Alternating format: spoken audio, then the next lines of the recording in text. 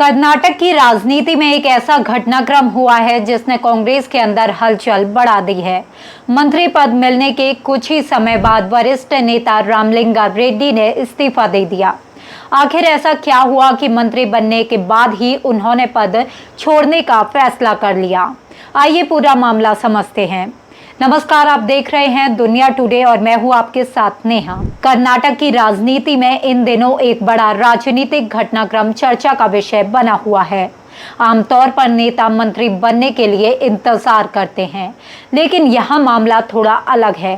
मंत्री पद मिलने के बाद ही एक वरिष्ठ नेता ने इस्तीफा दे दिया और अब इस फैसले को लेकर राज्य की राजनीति में काफी चर्चा हो रही है।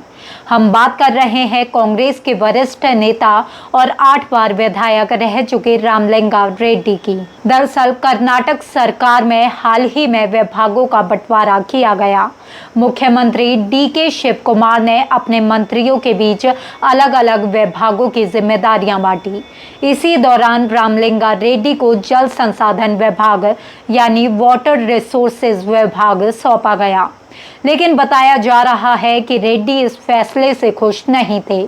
उनकी उम्मीद कुछ और थी और यहां से नाराजगी की शुरुआत हुई। मीडिया रिपोर्ट्स और सूत्रों के मुताबिक रामलिंगा रेड्डी बेंगलुरु डेवलपमेंट विभाग चाहते थे। माना जाता है कि ये कर्नाटक सरकार के सबसे महत्वपूर्ण विभागों में से एक है, क्योंकि इससे सीधे राजधानी बेंगलुरु के विकास और कई बड़े प्रोजेक्ट जुड़े होते हैं। कहा जा रहा है कि रेड्डी को उम्मीद थी कि उन्हें यही विभाग मिलेगा, लेकिन जब विभागों की घोषणा हुई तो उन्हें जल संसाधन विभाग दिया गया और बेंगलुरु डेवलपमेंट विभाग कृष्णा बायरे गौड़ा को सौंप दिया गया। यहीं से नाराजगी खुलकर सामने आने लगी। सूत्रों के अनुसार विभागों के आवंटन को लेकर हुई बैठक के दौरान भी रेड्डी ने अपनी नाराजगी जाहिर की थी। यहाँ तक कि बताया जा रहा है कि वो बैठक बीच में छोड़कर बाहर भी चले गए थे। वहीं इतना ही नहीं, उन्होंने मुख्यमंत्री को साल 2023 में किए गए उन कथित वादों को भी याद दिलाया, जिसमें कहा गया था कि भविष्य में अगर कैबिनेट फेरबदल हुआ तो उन्हें बेंगलुरु डेवलपमेंट विभाग दिया जाएगा। हालांकि बाद में हालात ऐसे बने कि उन्होंने मंत्री पद से इस्तीफा देने का फैसला कर लिया। इस्तीफे के बाद रामलिंगा रेड्डी ने अपनी बात बहुत साफ शब्दों में रखी।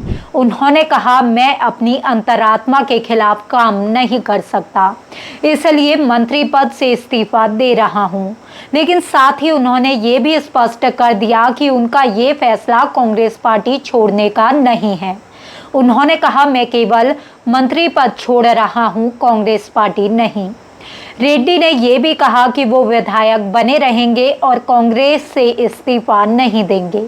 अपने लंबे राजनीतिक सफर का जिक्र करते हुए उन्होंने कहा कि वो पिछले 53 वर्षों से कांग्रेस से जुड़े हुए हैं और पार्टी के प्रति उनकी निष्ठा आज भी बनी हुई है।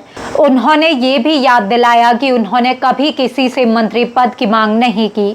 वो पहले भी कई महत्वपूर्ण जिम्मेदारियां निभा चुके हैं।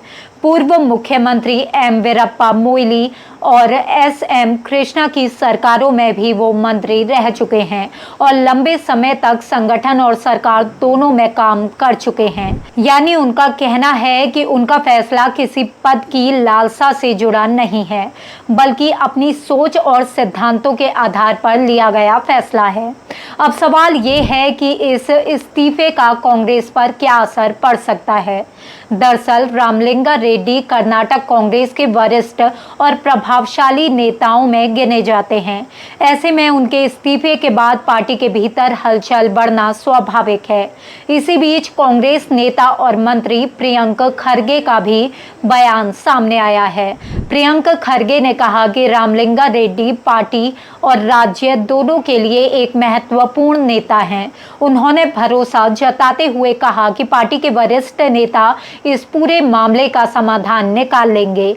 साथ ही उन्होंने ये भी कहा कि कांग्रेस में बातचीत के जरिए मुद्दों को सुलझाने की परंपरा रही है, यानी फिलहाल पार्टी इस मामले को शांत करने और रेड्डी की नाराजगी दूर करने की कोशिश में जुटी हुई है। अब देखना दिलचस्प होगा कि आने वाले दिनों में कांग्रेस नेतृत्व और रामलिंगा रेड्डी के बीच बातचीत का क्या नतीजा निकलता है। क्या उनकी नाराजगी दूर हो पाएगी या फिर ये मामला आगे और राजनीतिक चर्चा का विषय बनेगा। लेकिन फिलहाल इतना जरूर कहा जा सकता है कि मंत्री बनने के बाद इस्तीफा देने का ये फैसला कर्नाटक की राजनीति में एक बड़ी और चर्चित घटना बन गया है, जिसने कांग्रेस नेतृत्व के सामने नई चुनौती खड़ी कर दी है। इस खबर को लेकर आपकी क्या राय है, हमें कमेंट में ज़रूर बताइए। ऐसी ही और खबरों को देखने के लिए देखते रहिए दुनिया टुडे। नमस्कार।